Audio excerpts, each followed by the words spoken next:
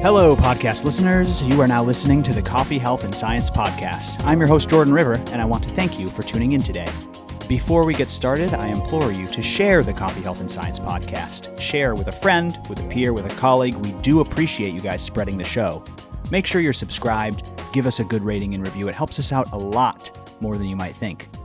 Today's episode, we're on a bit of a detox kick here. But today's a very, very interesting one ahead. Today we have Dr. Christopher Shade here to talk about detoxification, heavy metals, metabolism, and more. How's it going, Dr. Shade?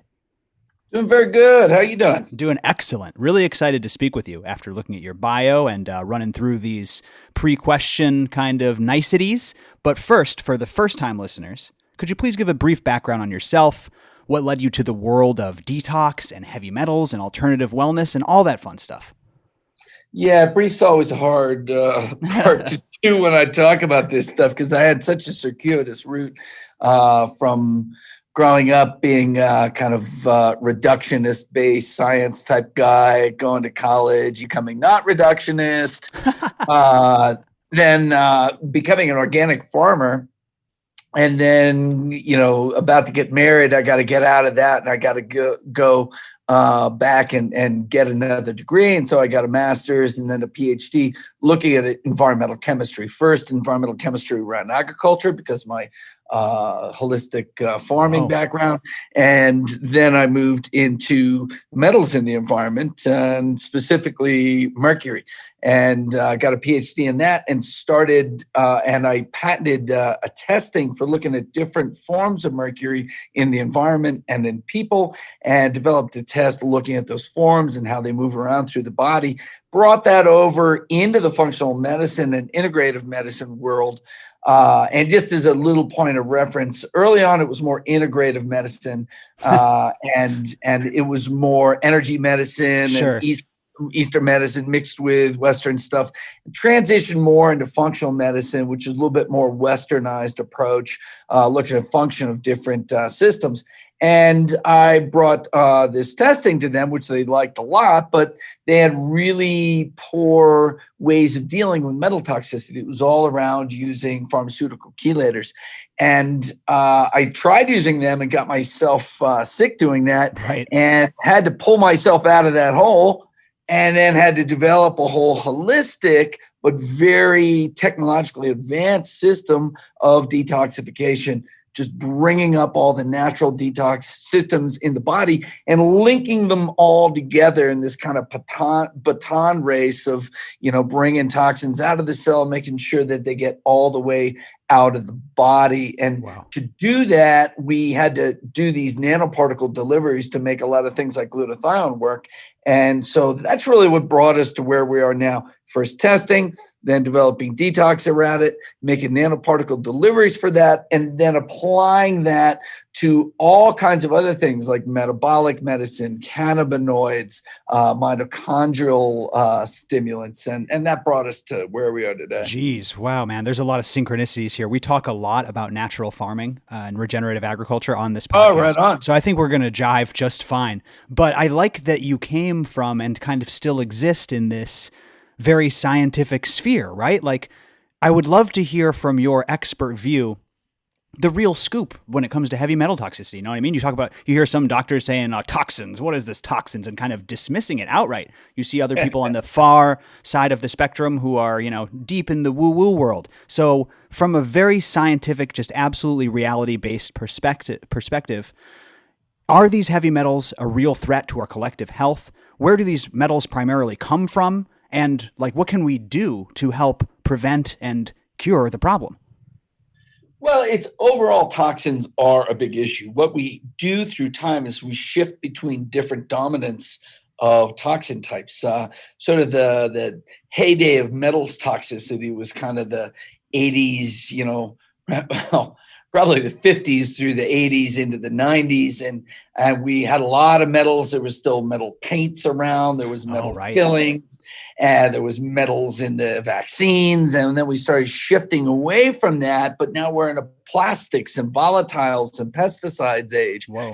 And we also developed out an epidemic of mold toxicity that was a byproduct of the 70s, really the late 70s, the energy crunches when we were running out of oil and gas to heat the homes. We don't have any insulation in the walls. Like these things are just breathing all of our heat out. So we insulated every goddamn building to the T, and which meant it didn't breathe any of the water out anymore. And so now you tear open all the walls and everything's all molded. So we kind of shift through the dominance of toxins, and I like to talk more about the soup of toxins, but the metals are no laughing matter. It's a really big deal. You know, you got mercury, cadmium, arsenic, lead. They're really heavy weights on our metabolism. They slow down our energy generation. They work at a mitochondrial level to knock down how you make ATP. They work at a thyroid level to knock down how fast you move your metabolism. Sure. They work at an adrenal level, and they work very heavily at a liver level. And as we start moving into this day and age where we're very concerned with cardiometabolic fitness, and we're starting to move back to, really old naturopathic things like eating less freaking food, like intermittent fasting, water fasting, carb restriction, keto diets. These are all essential things and they work through dominantly the liver. And so as we evolve this discussion, we're going to interact like toxicity, non-alcoholic fatty liver, metabolic approaches, and detox all together. So those toxins all work against everything that you're doing with your cardiometabolic approach. So like toxicity is the antithesis to what you're trying to do when you're doing water fasting or intermittent fasting.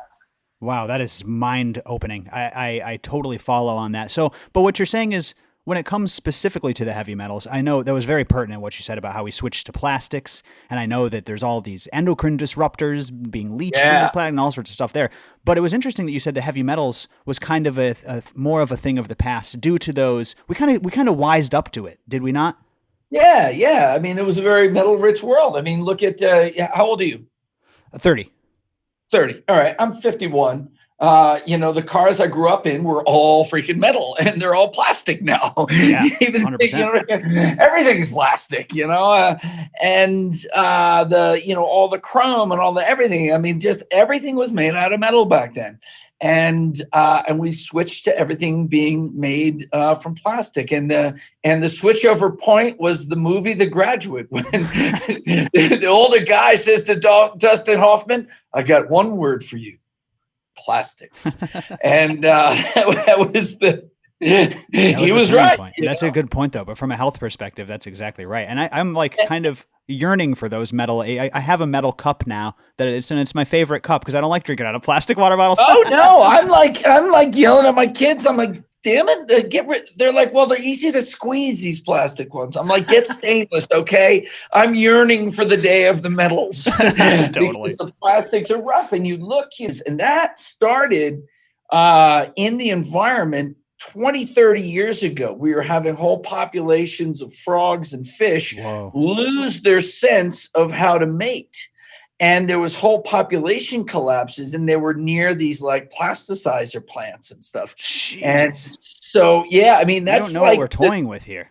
No, we don't. And like, nobody's talking about that. There's a couple groups that are starting to bring all that out, but that's all those endocrine disruptors, they're disrupting your gland's ability to differentiate you. Wild stuff, man. And we have to take this extremely serious. Unfortunately, I don't think that things like regulation are going to catch up soon enough, because the people who are making these regulations, the people who could make an impact, don't have the same knowledge that you hold. So really it comes down to, that's why I love doing this show. It comes down to getting this information to the people and seeing what they can do. I would love to talk to you about, and forgive me if this is even just a misnomer to begin with, but what a quote comprehensive detox protocol would look like. I know you have a specific quarantine program you have.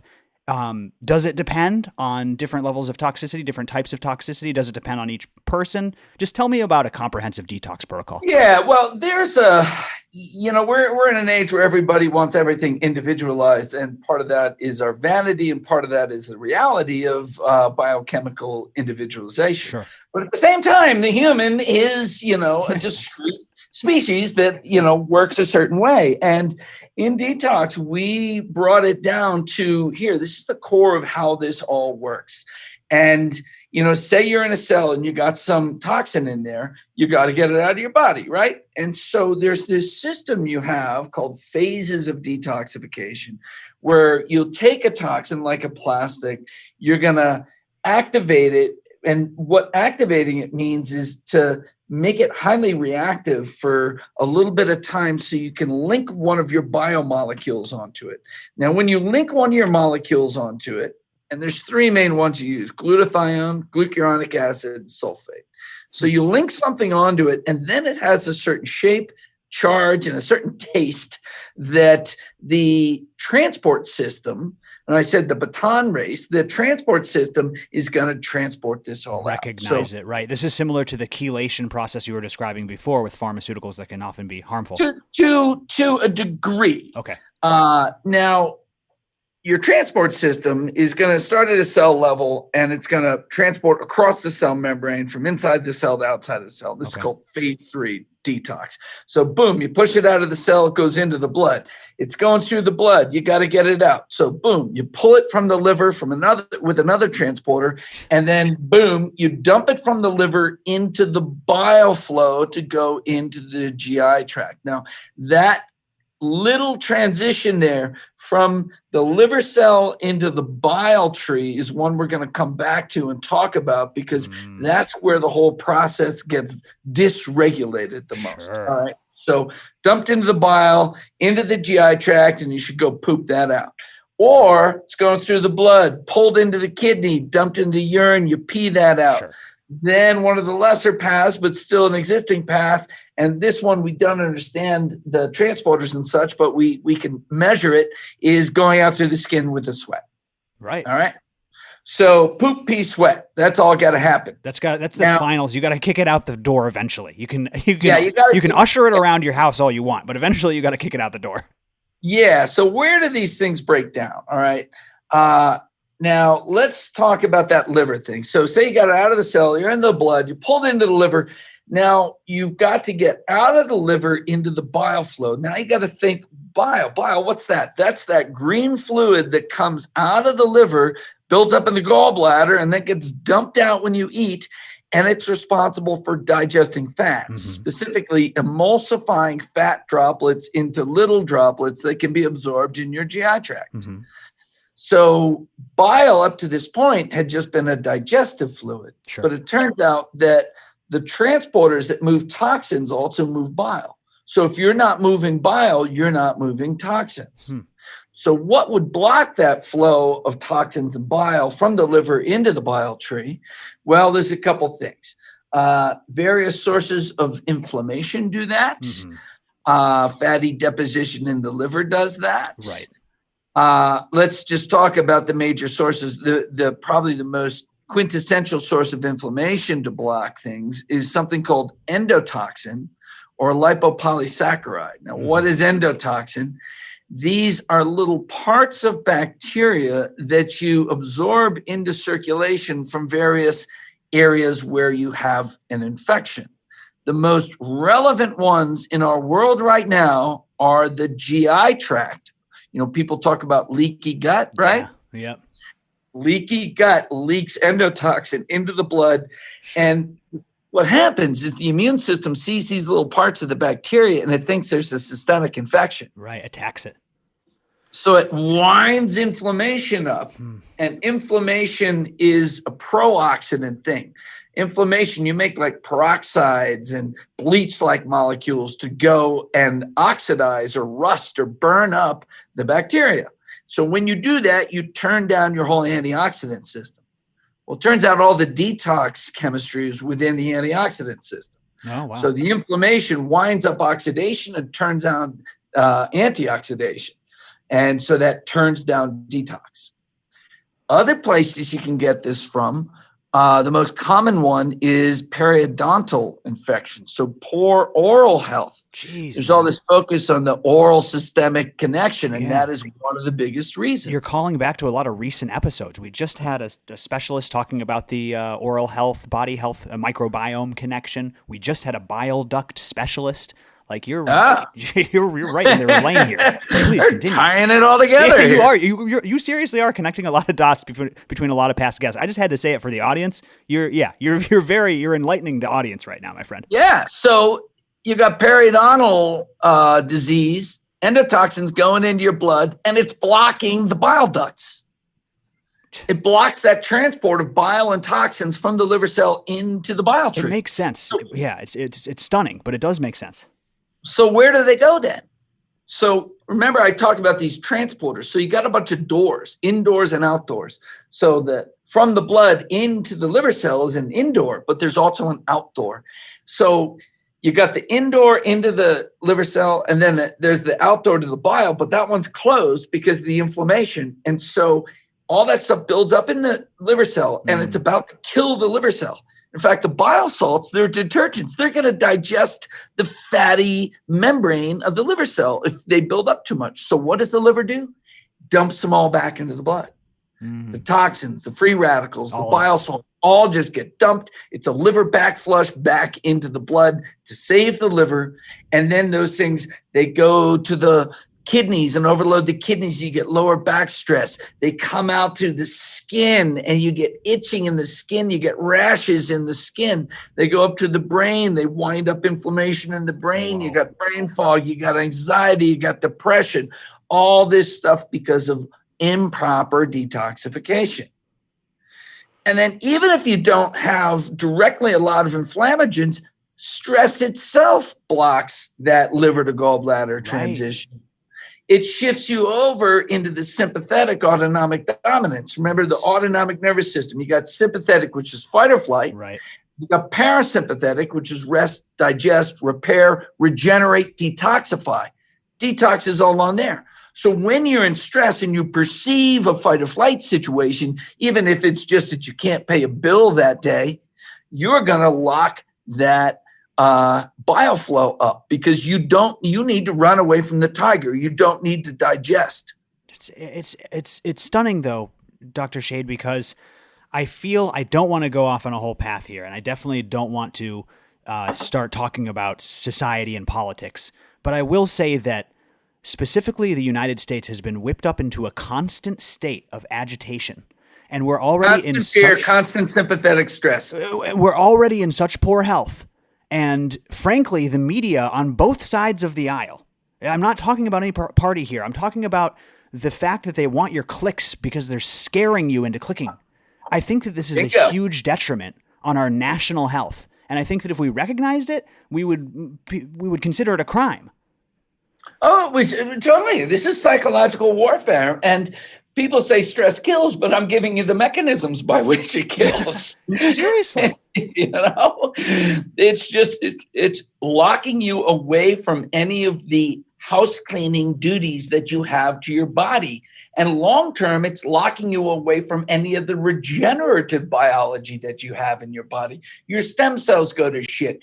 The sirtuins and all the longevity genes all go to shit. And you're just locked in this burn and this race to the bottom. Jeez. Yeah. And the thing is, exactly what you're describing, I'm seeing as like a borderline pandemic.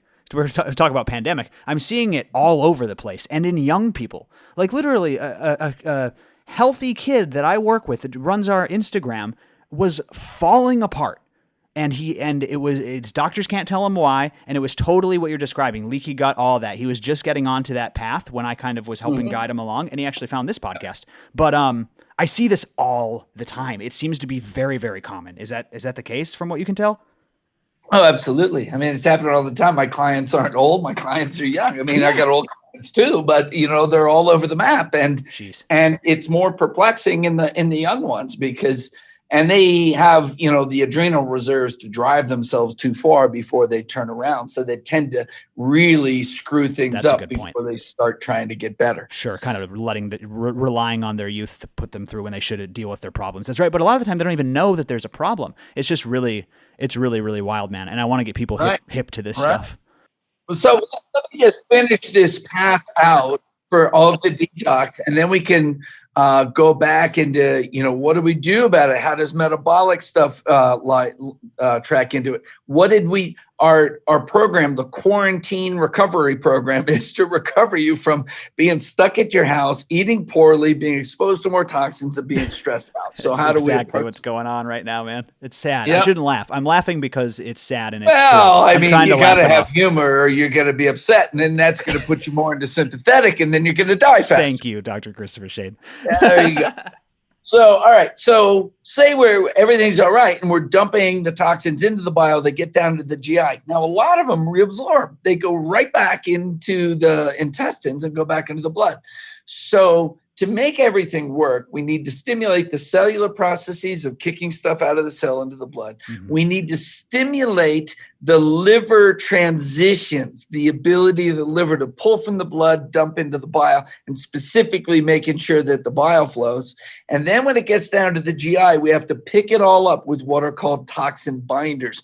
The most sort of well-known of those is activated charcoal, but this includes charcoal, zeolite, chitosan, something we make specifically for metals called IMD.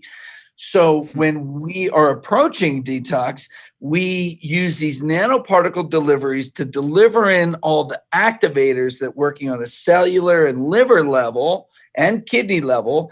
And because they're in these lipid nanoparticle deliveries, they all get into the body and peak in the blood in 15 to 30 minutes, activate all this stuff, couple it to compounds that activate bile flow, mobilize all those toxins, dump them into the GI, and a half hour after you did that, you come in with this black water that's got the charcoal and the zeolite and all the other binders, and you drink that down, and it grabs them all, and you've just completed this discrete little cycle of mobilizing all those toxins to the GI and picking them all up. Wow. And we call that push-catch liver detox. Incredible. So obviously, like you said, you don't want to just go in blindly because you can actually make yourself pretty sick by doing this stuff. It happens all the time. Right. But I'm wondering, do you incorporate any other, it sounds like a lot of this is supplementation. You're drinking this, you're taking this supplement, you're doing that, but you didn't cover, I noticed one door you mentioned was the skin. Do you, for instance, recommend near infrared saunas or anything like that? Yeah, well, we sell supplements, and so that's what we're selling. And then we tell you how to couple it to lifestyle stuff. And so here, just to give it a little bit more color and open it back up, we'll give you this stuff called liver sauce to activate all that movement of toxins. We probably, especially if you're kind of sympathetic dominant, we'll give you some nano CBD at the same time, calm the system down, allow it all to move. Ooh, and in that half hour in between the supplements and the binder, we'll have you pop into the infrared sauna. Oh, that's cool. Yeah, like that. Or maybe you're doing foot baths, and ionic foot baths. It's funny, people say, "Oh, the toxins coming out of the feet." They're actually not. It's an autonomic nervous system thing that re-regulates your autonomics, and you dump toxins out of the tissues into the blood, and they'll just get swept into this flow that you induce that goes out through the liver and into the GI tract. So you do your lifestyle factors in between there. Well, those detox lifestyle factors. Now, if you're integrating something like intermittent fasting, fantastic. Intermittent fasting is doing something called AMPK activation, just like all fasting is and carb restriction is. And that is activating a mobilization of energy resources, like mobilizing glycogen, mobilizing fats to burn into ketones. And a lot of these compounds that we're using for detox are very strong AMPK activators. And so they'll take what's like a moderate little intermittent fast and metabolically make it more like you've been water fasting for 2 days.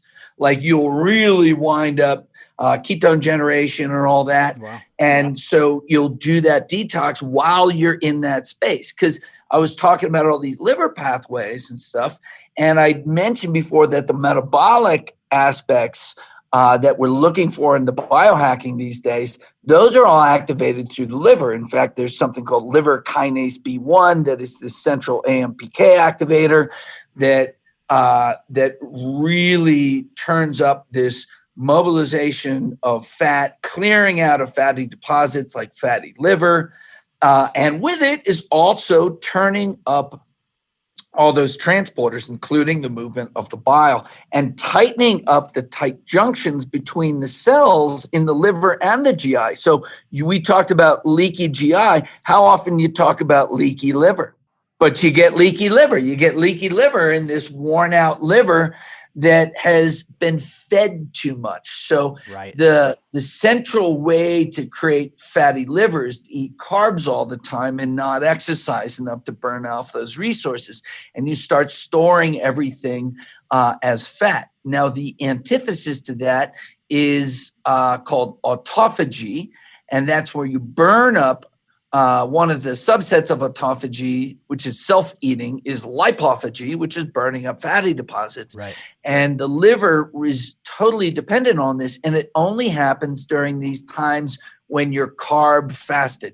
Well, when you're fasted, but that means fasting from carbs and from protein too, or at least low-level protein, but you can have fat and right. still have this hepatic autophagy, always cleaning up your liver. Whoa. So it's cleaning up the fatty deposits, lowering inflammation in the liver, tightening up the tight junctions, and activating the transport system. So that's the overlap in that cardiometabolic lifestyle with the detox. It's tough, though, because you know something's gone horribly wrong when you have to rename a disease like alcoholic's liver to fatty liver disease because non-alcoholics are starting to get it because of poor diet. Oh, not starting. They're outpacing alcoholics. Yeah, good point. Yeah. But non-alcoholic fatty liver. And then you got like really like bodybuilders and stuff with non-alcoholic fatty liver because they're jacking up too much nutrient all the time trying to build things up. I did not know that. That's fascinating. But I yeah, remember especially when they cycle off of working out so much, but they supplement the same way. That is super fascinating. It is an overconsumption issue. No doubt about it. Wow. Overfeeding. Yep. And so then when you want to go into these things like intermittent fasting, sometimes people have a hard time, with their blood sugar in the beginning because they haven't induced the metabolic flexibility, which is this ability to jump back and forth between external resources that you're eating and internal resources. And more crucially for long-term doing this is a switching back and forth between carb metabolism and fat metabolism, where you're eating your own stored fat. Mm-hmm. But a lot of these nutraceuticals that are AMPK activators can really speed that up. In fact, we had a product called Keto Before 6, which we just renamed as AMPK Charge because nobody could believe it. So Keto Before 6, the idea is that you can be keto all day and then at night eat complex carbs or simple carbs. You can eat French fries and beer if you want. And the next day you're going to take this product and go right back into ketosis. In fact, for real? You can be just a normal Joe, wake up one morning, just while you're still fasted, take this. In an hour, you're making blood ketones over 0.5 millimolar. Fascinating. They're just AMPK activators like berberine, resveratrol, quercetin, but they're in these nanoparticles that get in so fast and furious. You take what would have been hours of bad absorption, you focus it as good absorption into a half hour, and you get this big peak in the blood, and it activates all these cellular switches, specifically the one called AMPK, and that activates you going to lipolysis and then generating ketones. And so you generate that metabolic flexibility very, very quickly. And again, that activation there is crucial to making your liver work right. I never really made the link between detox and the metabolism quite like that. I understood that fasting plays into this, but they're literally inseparable is what you're saying. Yeah, they totally are. And for years, I didn't even understand why my products are working so well. And we were doing these detoxes on people and reversing cognitive decline, and incidentally, at the same time, reversing fatty liver and metabolic disease. And I'm like, oh, the toxins were causing metabolic disease. And it's like, no, this lifestyle was doing it, though the toxins actually further the process of the metabolic disease. But then our systems for detoxing them included a lot of things that were really strong AMPK activators, like different polyphenolic antioxidants and lipoic acid. And in doing that, we were reversing the whole complex disorder that included toxins and metabolic problems. And what people don't realize, that when you have metabolic problems, you suffer an internal toxicity. And that's not just high blood sugar levels because you have insulin resistance, but there's all these proteins you're making in the cells all the time. And if you make 100 copies of a protein, 30 of them won't be made right. And you throw them into a little corner. They're called unfolded proteins. And you throw them into a little corner and they build up in your cells. It's this trash pile. Oof. And it's only during these periods where you're fasted that you invoke what's called the unfolded protein response, which is to go and clear shit out of there. Jeez. So you're building up all of your own metabolic toxins, which have to be gotten rid of. And they're dependent on you being in these metabolically fit states of fasting, AMPK activation, however you get that. Yeah, that recovery mode, as you said. Listen, Dr. Shea, QuicksilverScientific.com for the audience. That's where you can find all of these products that Dr. Shade is talking about. Plus, I like to play around with all sorts of, for instance, I deal with CBD and coffee for my kind of biohacking. I'm interested in your NAD+. I'm interested in talking to you about mitochondrial redoxing and all of this different stuff, but unfortunately, we're limited for time. Can I get one more take of yours before we sign off? If you don't mind, I would really, really love to cover pesticides briefly. It's a huge topic on this show. We are all about regenerative agriculture, specifically when it comes to coffee, the second most consumed beverage in the world and one of the most heavily pesticided crops in the world. Talk to me about pesticides if you think that they're, a big piece of this puzzle, and just your thoughts in general. Yeah, pesticides are a really big piece of the puzzle. They're part of the soup of toxins, and we can get hyper-focused on one toxin versus another. We can bring in all the toxin trivia about all the terrible things that one toxin does versus another. But we're in a soup of them, and there's so many pesticides, and they do so many bad things. And it's just keeping the detox pathways open and moving, keeping the metabolism clear enables you to clear these things out. And you should go on formal detoxes, once or twice a year, and you should integrate detox supplements into your whole lifestyle. I mean, it's totally integrated into mine, and it's built up such a resilience and energy resilience. It's just hard to overstate. I mean, it's a toxic world, and you gotta Well, you're bringing the energy, man. I never really got the metabolic toxin side of it, but I feel that if we can limit the input, especially with something like pesticides, when it's so frustrating to me when there's so many great natural options out there. When I talk to these pest management specialists, right, and they're using predatory insects and they're using enzyme products that leave no residues and harmful substances. So I just feel that it's a twofold thing, right? It's taking responsibility for your health and, like you said, incorporating detox into your life, but then also really trying to limit the number of garbage that goes in, the garbage that goes into your body, the garbage that goes into your mind, like we talked about earlier, right? Isn't that a large piece of this? It's totally. I mean, there's a total systems thing that has to change. I mean, why are there so many pests affecting crops anyways? The soils are demineralized, they're overgrown in big monocultures. We have to have a more complex and more sophisticated agricultural system that in itself demands more labor, but we got too much labor out just trading resources around. We need more labor on the farm, living on farms. They won't take so much money to live if more people are living on farms, and we need food to cost more money. Yeah. And I think that we also need to return to more of a self-sustaining. I mean, COVID has done a couple things. I see a couple silver linings. And as a home gardener myself, I see home gardening exploding. And I'm so glad that people are taking the time, because what better way to learn about synthetic fertilizers than to start gardening yourself and be like, what am I going to put on my crops? It's amazing that we'll go to the store and pick out something and not really think about that. But when it comes your turn to whether you're going to pour a bottle of you're going to think about it. Yeah. The fertilizer. And you go over to the garden store, like a, Home and Ranch store and Home Depot, and walk into the pesticide aisle and smell it. And if you don't freak the fuck out and try to run out of there, you are missing a screw. Dr. Shea, this was extremely pleasurable, this interview. QuicksilverScientific.com, obviously, where people can find your products. Anything else that you want to share here? I mean, usually we give people like a chance to share their Instagram. I don't know if you want to share anything like that, anywhere people can find you. drchrisshade.com. There you go.